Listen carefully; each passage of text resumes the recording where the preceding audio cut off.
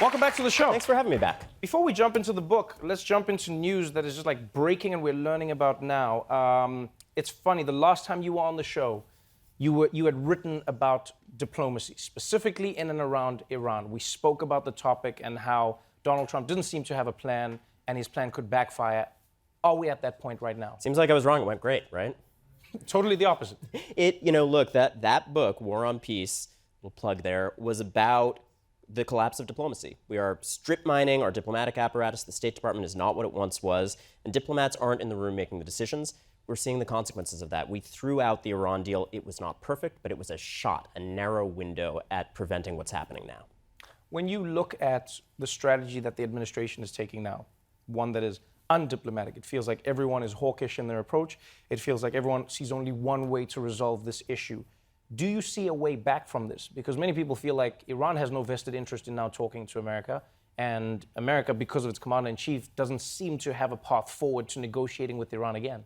Look, we're not going to solve the confrontation with Iran in this segment, sadly. If anyone could do it, it's you, but what I can say is, from a structural standpoint, we have got to re-empower our diplomats. These are brave men and women, the rank and file who keep our embassies running, and too often they are not being allowed to influence these decisions. And if they were, I think we'd have a fighting chance of not fighting. Oh, it's what diplomats are for.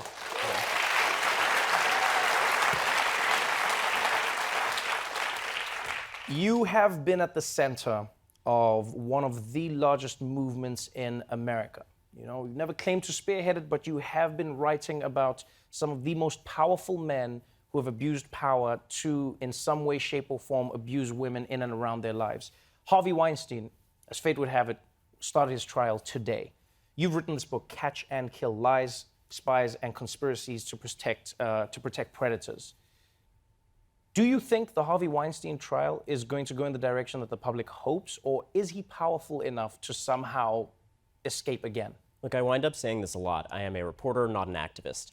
I hope that Harvey Weinstein receives a fair trial. That means a prosecution being tough, the process being organized and respected and not manipulated in the way that powerful people so often are able to manipulate those processes.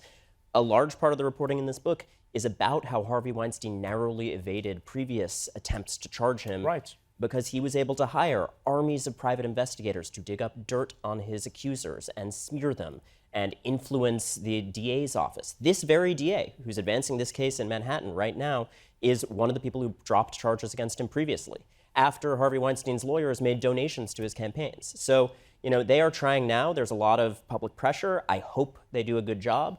But this has been a long time coming, and the track record doesn't make one optimistic. It's interesting because this book is really a story not just about what happened, but how it was allowed to continuously happen. You write in the book about how Harvey Weinstein was caught on a wiretap, how the police heard him confessing to groping a woman.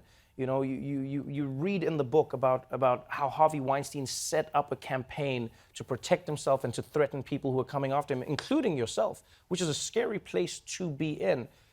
Did you learn if there is any way to hold people that powerful accountable? The small sliver of accountability that we have now is because the women that you just mentioned were so brave. I mean, yes, I was in the crosshairs of, frankly, an insane international espionage operation. There were people with false identities following me and two Russian guys hanging out outside of my apartment, and they became sources in some cases eventually because they objected to it. But the only reason we know any of this is because people came forward and they said enough. And overwhelmingly, that's the women who had gone through these terrible experiences and decided to risk everything to speak. We actually have here tonight two of the sources in that very first Weinstein story. I think it's a bittersweet moment where this is dredging up a lot of complicated feelings, but we're seeing this happen because of them. One of them is that woman that you mentioned who wore the wire and got a confession from Harvey a couple of years ago, Amber Gutierrez. Another is Rosanna Arquette. These are heroic people who helped us understand terrible crimes.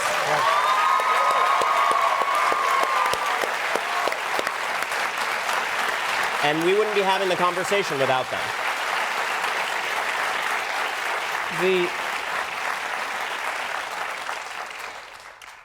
One of the scary parts of these stories, one of the scariest things about reading, about the story is not just the predators themselves, but it's about the systems that helped enable them to keep on being predators. You know, you write in the book about how you went to your bosses at NBC and you said, guys, I have this story on Harvey. And that story was shut down. And they said, oh, you don't have enough. It's not a good enough story. Why did you keep on, even though many of your bosses told you in the news world, oh, there is no story here? You know, we've seen a lot of people go up against their bosses to expose the truth now, including after this body of reporting about NBC, which revealed a lot of misconduct at that company. People on NBC's airs, journalists like Rachel Maddow, getting up and saying there needs to be an independent investigation there, which still hasn't happened. Look, this was a company with a lot of secrets of its own. Right. It was a company with a lot of alliances with Harvey Weinstein, and I lay out, reams of transcripts of calls that they were secretly having with Harvey Weinstein. But the point is not about NBC. The point is this happens all the time. And I think the moral of the story is you have to keep going. And when sources are as brave as the sources were in this story, there was no room for me to be cowardly. I mean, they set the bar really high, and I knew I wouldn't be able to sleep at night if I failed them. Do you think there's been a certain element of the liberal media being protected by being liberal in a way? And I say that because, like, you look at the stories that have come out now about Fox News, with Bombshell, the movie, Loudest Voice, etc. The one thing we see there is that at some point Fox said, hey, we're going to bring in these independent investigators to investigate what has happened here and get to the bottom of it all. As you said, though, it feels like the NBCs of the world haven't been as transparent. They've said, oh, we'll figure it out, but it hasn't become a real investigation. They haven't gone after everybody who's been involved. And it feels like the accountability hasn't been at as high a level. I mean, you're one of the few isolated people writing about this. Do you think that has something to do with it? It's interesting. I break stories about Democrats, and I get people howling at me on Twitter, you're a plant for the right. And I break stories about Republicans, and I get the opposite. We live in these siloed worlds where we're only seeing news we agree with, and people aren't conscious of the fact that sometimes you're just reporting on crimes, and those don't have a partisan nature to them. And I truly believe these stories that I've been fortunate enough to do reporting on about sexual abuse, no party. This is about corruption. This is about the abuse of power. When you look at these stories, they must have a common thread beyond just the person. What are the steps that we could take? What are the moments that people missed where somebody could be held accountable, where something could have been stopped, where somebody could have been listened to? Is there anything where you notice in your reporting that that's where society we're dropping the ball?